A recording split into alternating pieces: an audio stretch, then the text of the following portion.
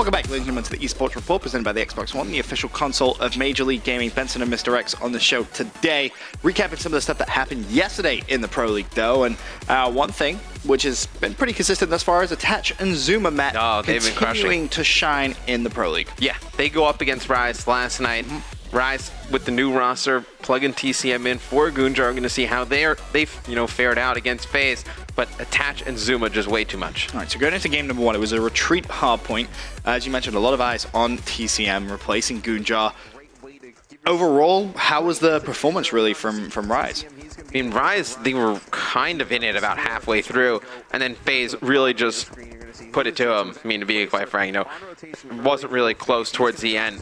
With Attach and Zuma kind of going off, they were able to just take this one pretty easily. Attach leads the lobby in all statistical categories. 42 kills, 17 caps, 7 defense. Just the guy is an absolute monster. That's that kind of Attach from COD Champs, which we saw all throughout that tournament, was just him putting so much pressure on the hard points, picking up so many kills, defending the hill, just doing absolutely everything with the SMG. And honestly, if he plays like that on a consistent basis, that's what makes this Faze team so scary. If he plays like that on a consistent basis, this team can definitely beat Optic Gaming. I mean, Attach is that good. I mean, we saw what he did at Champs. I mean, he was able to just take games over by himself. And then it's like, he puts so much pressure on the opposing team that, let's say he dies, I mean, you have Clayster and Enable's pretty good battle as well, back there to kind of be the safety net. And then Zuma, he's been playing some of the best Call of Duty I've seen him play, I think probably throughout his entire career. A lot of people have been looking at Enable's performances, specifically against Optic Gaming, saying he's been underperforming in the big games when Faze need him the most. Right. Would you agree with that, or he's just trying to fill a role?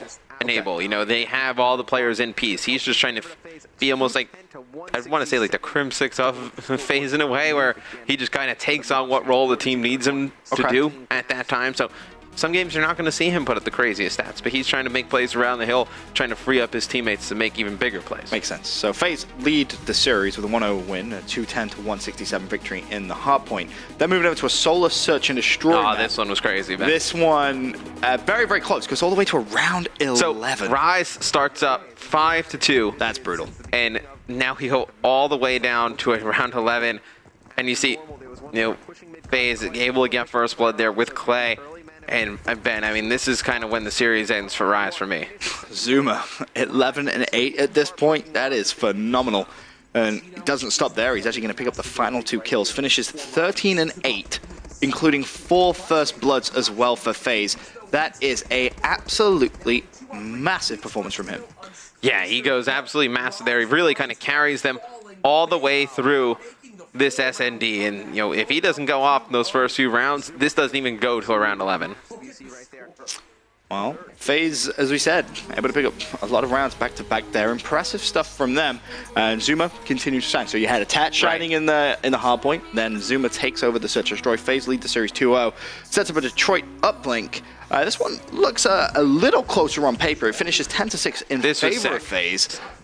Attach able to just juke out with everybody. He goes to the left of the truck, then back to the right, and he's able to score. You see how many players from this Rise lineup are around him. That's actually the first cap of the game, and Faze able to put up a pretty good score from bad side.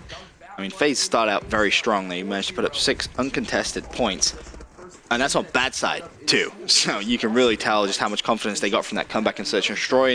And vice versa is true too. Rise let that S&D slip away from them, up 5-2 in round count, going straight into this Detroit uplink. You got to look at it and be like, well, heads are definitely going to be down in the Rise count. Right, and Rise was able to come up with some creative plays here towards the end to make this one close, but Faze ends up winning it ultimately in the end. 10-6, takes the series 3-0. I think this kind of speaks to more of how good Faze is. You don't really know how good this Rise roster is going to be once they get the time to really kind of gel with TCM. I mean, TCM. Right, at the top you look at it, top of the right leaderboard, there, 22-21. Pretty good performance from him in Game 3. I mean, ultimately, yeah, they go ahead and they lose it, 10-6, but TCM kind of settling in a little bit, it seems. Hopefully, good things can come from that Rise squad. But let's take a look at Zuma in a little bit more depth. Have some of his Season 3 stats. Top 5 in First Bloods in Season 1 and Season 2. A little bit of a fun fact for you. Roll, you're going to see him SMG slaying. Pretty much him and Attach locking things down. But his overall KD thus far, 1.15. S&D a 1.25. impressive stuff. You expect great S&D numbers from Zuma. I mean, you see obviously top 5 in First Bloods in Season 1 and Season 2, the 1.25 S&D KD, but where he's really impressed me is in the respawn game modes. He's really kind of come into his own as a respawn player. One of the most exciting players to watch in Hardpoint or Uplink. Just putting up a ton of kills per game. You never see him really finish below 30 kills. Zuma always pushing out hills, forcing the issue on the opposing team, whether with an AR or an SMG. Just one of the better overall players in Call of Duty. 34.54 Slayer rating, doing exactly what you mentioned, and Uplinks as well, 4.33. Not afraid to get his hand dirty with objective work. So, props to Zuma thus far in the season. See if he can kind of continue this momentum all the way through to the end. Of course, UMG coming up this weekend. Hopefully get a good look at how talented this squad really is on a LAN environment. But speaking of talent, Epsilon, Matt, crumbling again. When is this team going to finally click? Are they going to click? It's been rough. I mean, Epsilon, your Season 3 relegation runner-ups, looking for their first win. They look so good there. They looked great. I mean, outside of the finals there, they looked great. And I mean, going into last night against Envy, you thought maybe they're able to get their first win of the season, but game 1 ends up going to Envy, 188-131. Envy started off really strong. Yeah. What can you say about that, really? Envy coming out, as you said, looking very good. Epsilon continuing to struggle, which is strange because you look at players like Royalty, Matt, and you think, okay, this guy is going to drop numbers. Like, Epsilon should be okay in respawn, but Envy outclassed them there. You then go over to a recovery, search, and destroy. This one was ugly. Just looking at some of these numbers just is not pretty. The game finishes 6-2 in Envy's favor. They take a 2-0 lead, but Swanee finishes 2-7, 0 plants, 0 diffusers. Remy, 3-7, 0 plants, 0 diffusers. Nagafen, 3-8, 0 plants, 0 diffusers. I feel like recovery is just Epsilon's nightmare map. But Remy and Nagafen were two of the better S&D players at champs with TR. Swanee's been a good S&D player kind of his own whole career in Europe, and then with his stint with Optic Nation. And Royalty, I mean, you look at him, he's kind of the question mark on the team. How is he going to play, going up against some of the top competition in the Pro League? He plays the best on that map out of everybody. So kind of a little backwards kind of play from Epsilon. And Envy lead the series at this point 2-0, going into a Biolab uplink.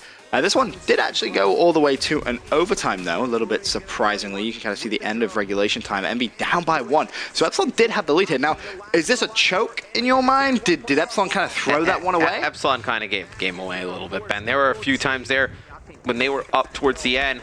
They were just trying to push into the Envy base, and they weren't able to make anything happen. Envy just on the counter, and right here, it's actually Epsilon gets the drone off to start. They make a really nice push. Octane was actually hiding in elbow. He goes behind the drone carrier, kills him. Swanee's trailing him in elbow, not able to put down some shots and take him out. And then they're able to just play a 4-on-3 back in the Epsilon base and just put that one in for 2. And then here in the second half, Epsilon, they get control of the drone off the break. Octane was actually able to kill one and kind of stop that push again, and then Envy able to get the drone, just reset it, and that kind of ended Epsilon's night. That actually now puts Envy 4-0 in uplinks for the season, so one of the better game types. You can see that just by some fantastic performances. Epsilon now a 1-3 in uplink. That's definitely one of their struggling points, but again, another loss for Epsilon. I mean, you got to question now, like, when did they get their first win? For me, I'm questioning when do we see some roster changes, because that's been historic when you look at some of the other teams throughout the season, in previous seasons, that is, who've started off so slow. They've made roster changes to try and mix things up. Clearly, it's not working. Right, it's definitely not working. There's only so long you can kind of say, all right, let's play tonight. Let's see if we can pick up the win tonight. Let's see if we can finally get a look changing. It's just not going well. And we can actually take a look at Epsilon's next 5 games as well.